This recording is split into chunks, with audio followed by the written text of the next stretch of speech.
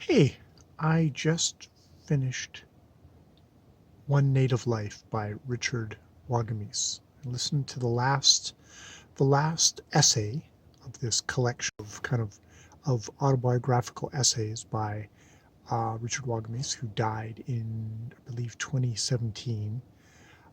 This was published in 2008, as I said. And I listened to it again, and then I listened to it again. And it is a book of it's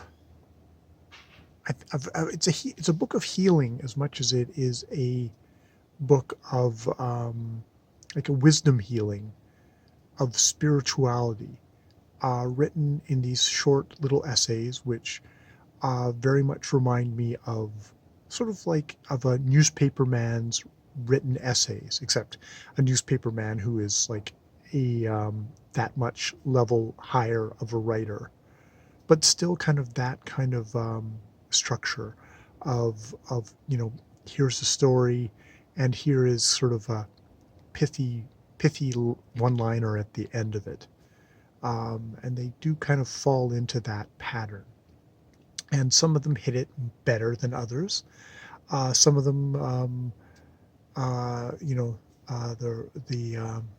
the kind of the healing of a horse when he was a young man, him just kind of having kind of that kind of a kinship with a horse that had been beaten and broken, and that kind of beaten and brokenness in himself, and being able to kind of heal that horse,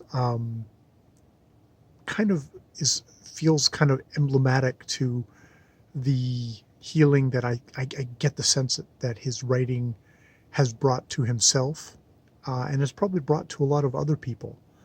Um, yeah, there's other stories of meeting, of meeting, men that he really admired. Johnny Cash, Pierre Trudeau, Muhammad Ali, kind of a very diverse group. Not all of whom he particularly, Pierre Trudeau, he probably really, really disagreed with Trudeau's politics and what he was trying to impose on Native people. But he also appreciated the vitality of the man.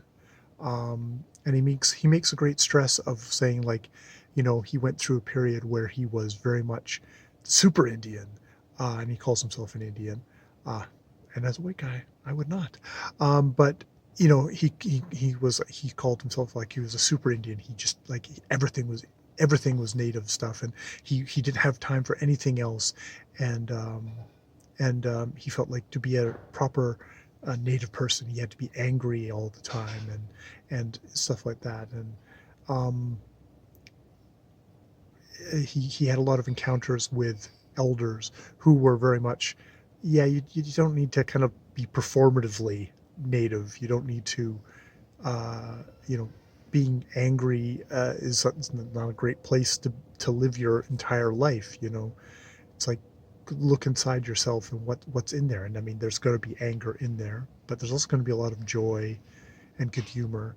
And he has also a lot of curiosity for the wider aspects of life. And, you know, saying that he loves Canada in all its kind of multicultural um, embrace of, like, all the different types of Canadians that there are. He wouldn't take away any of those. He doesn't want to kind of exclude other people from Canada any more than he wants Canada to include him. I think there were parts and times in this book that I was worried that he was being too easy on us, on the rest of Canada, especially kind of white settler Canada. Um, and a part of that comes from his decision that there's some, like, really kind of the core, really tough traumas in his life. Um, he sort of puts in the very final bits of the book, which is like, oh, you slot that in, and then you kind of rankle a little bit. There's less of a rankle over, less of a worry that this is a book where he's letting off um, Canada for the really shitty stuff, because, oh yes, it is there, but he's he made the decision to like saying like, I'm not going to put that at the beginning of the book and have everything, all the rest of my life and all my joys and stuff like that colored by that. I'm not going to give it that power. That did make it slightly, I went through the book kind of going, oh, okay, well, how much are you telling, Native people not to be angry or stuff like that? It's like, no, that's not not what he's saying. And I don't want to, I'm not going to be the white guy saying, oh, you should be angry to a native person. That's like kind of butt-headed. That would be kind of presumptuous of me to put it just gently. I did find there's a certain stuff of it of him writing about spirituality, about writing about healing, about how the land is going to heal you or stuff like that, that did at least I couldn't feel it, and that might be more my limitations of who I am. There's some of this stuff that you think, oh, if you cut some of these sentences out and you put them in a Hallmark card, that's all they'd be. They'd just be words in a Hallmark card.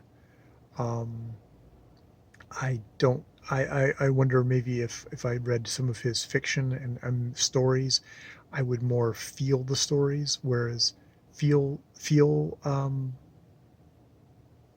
stuff here, and like there's some of the stories that he tells like that of him helping that horse heal, of giving that horse sort of a being able to trust and love again, which really touched me in a way that sometimes stories that were just like other stories I couldn't. It's probably there's also just a limitation of who I am as a person, and it's not just like as a white person, but as a damaged person who's kind of gone to things, who's had experiences where there's healing circles, or there's guys that are saying, people saying this is how you heal, and me like, bullshit. And there's a little bit of that kind of arms crossed stuff there, wherever I am on my journey, and resistant of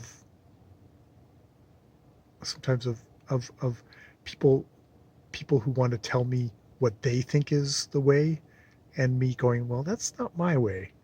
I don't know. So there's I can appreciate kind of the good, the kind of forthright kind of the stories here, and honor like his life, and just like his accomplishments of coming from really fucking tough stuff, of how the the government, my representatives, fucked up his people, and how that cascaded down and slammed down on him, and how he picked himself up, and through his smarts and creativity and just strength of being,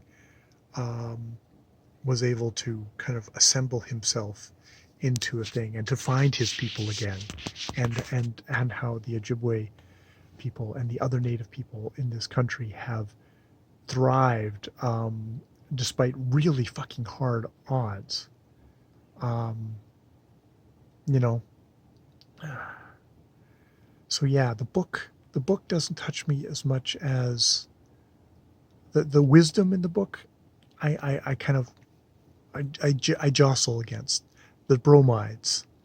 I jostle against, while still really respecting the author and some of the stories.